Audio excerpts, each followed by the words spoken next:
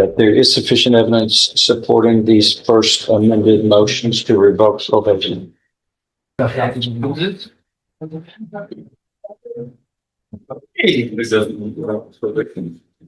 you want to get it? No. Did you need? It says defensive. So it's email to your. You didn't get there where she said she doesn't want to do probation? Just wants her time to get it over with. You don't want to do probation. What she said? But is she, Yeah. Yeah. Told us what she. All right, we now call two cases. Clause numbers 21-36529 and 21-36760.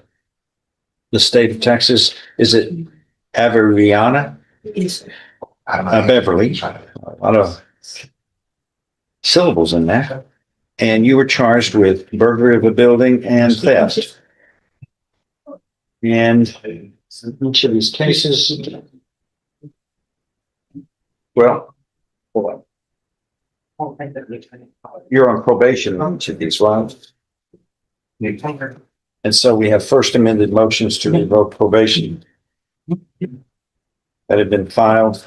In each of these cases, the defendant pleaded true last month to allegation 1 and allegation 2 in each case of the first amended motions to revoke probation. That is committing the offense of unlawful carrying of a possession, carrying a weapon, unlawful carrying of a weapon on or about August 5th of last year. And also on that day, committing the offense of illegal possession of a controlled substance on or about August 5th, 2025. Each of those are violations of probation. Actually, condition 1, don't commit a crime. True. No.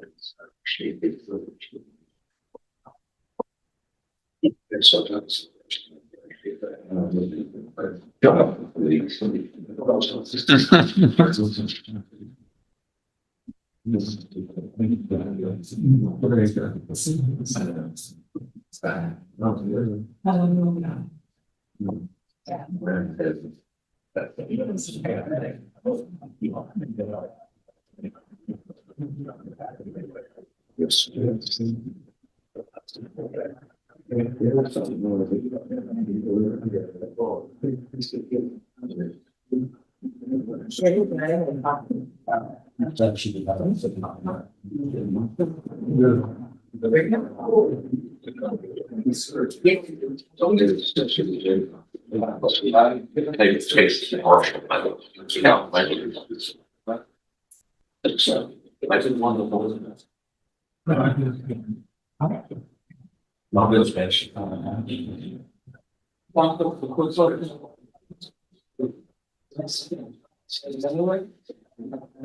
What?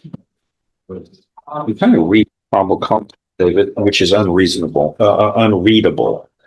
It's unreadable. the new one? Well, the one is related to this August 5th incident. And the controlled substance, I can't, what is this? Is that a better copy? Or do you got the same guy? No. Yeah, mine's a little bigger. Can't read it.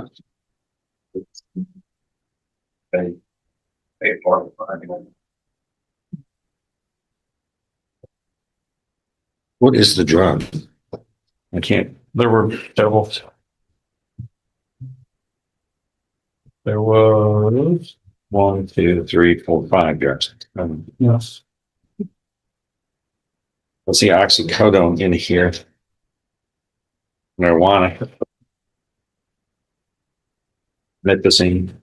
Yeah, I think the one you were looking at was the December of 2025. That's the one I forwarded.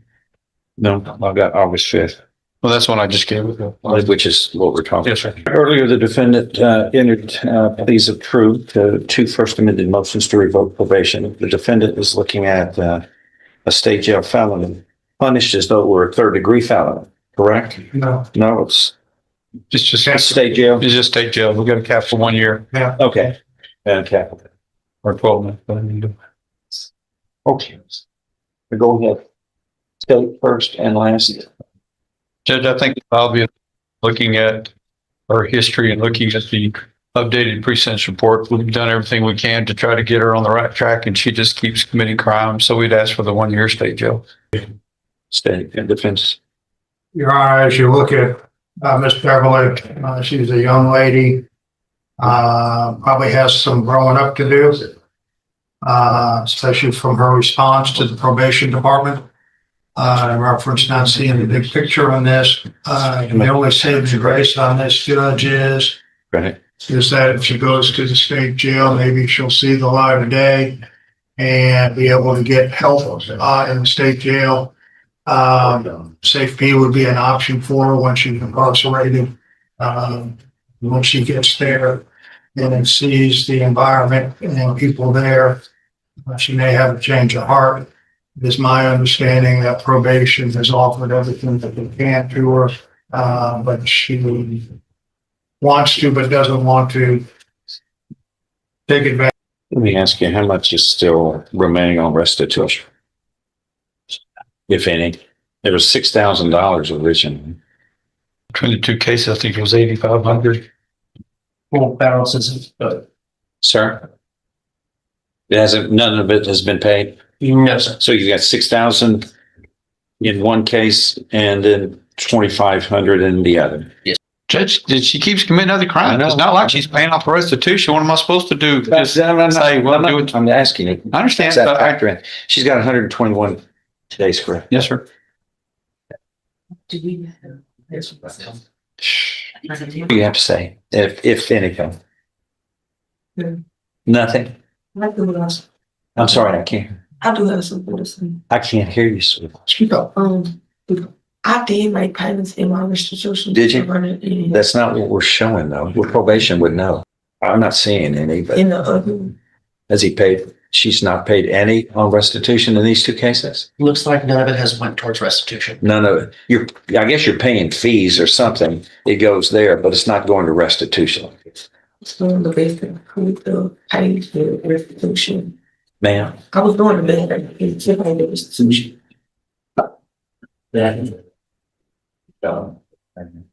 So, all right.